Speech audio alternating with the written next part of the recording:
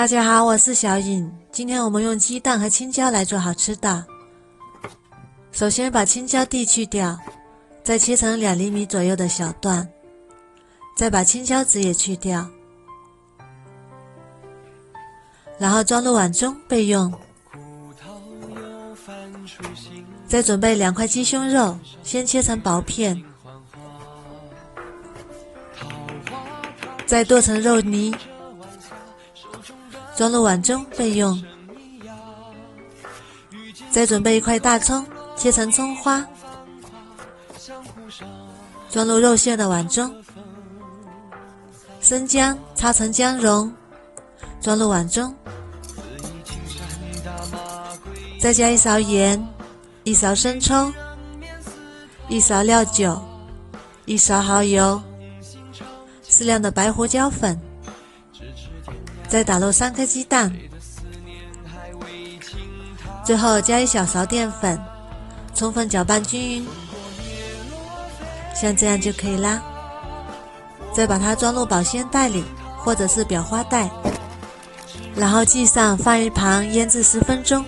我们再来调一个料汁，1勺生抽，1勺蚝油，1小勺白糖，1小勺淀粉，最后加入清水搅拌均匀，备用。再准备半个红椒，先切条，再切成小碎丁，装入碗中备用。再准备半头大蒜，切成蒜末，装入碗中备用。热锅放油，把它刷均匀，油温微热，放入青椒，再把我们做好的肉馅挤到青椒里，不要挤得太满，然后小火慢煎，煎至一面定型，再给它翻一面，继续保持小火慢煎，煎至2面金黄，然后先夹出来装入盘中，再放回锅中，大火蒸8分钟，蒸熟。我们再另起一锅热油，油热之后放入红椒和蒜末，翻炒出蒜香味，再把调好的料汁也加进来，煮至汤汁变粘稠，然后关火备用。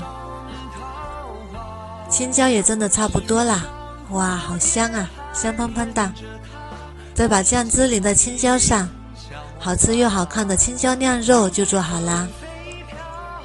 这样做出来的青椒酿肉香而不腻，有一点微辣，非常的开胃下饭。用鸡胸肉做的馅非常的嫩，而且吃多了也不会发胖，做法也是非常的简单。如果你喜欢也试试吧。喜欢我的视频就关注我吧，谢谢您的支持。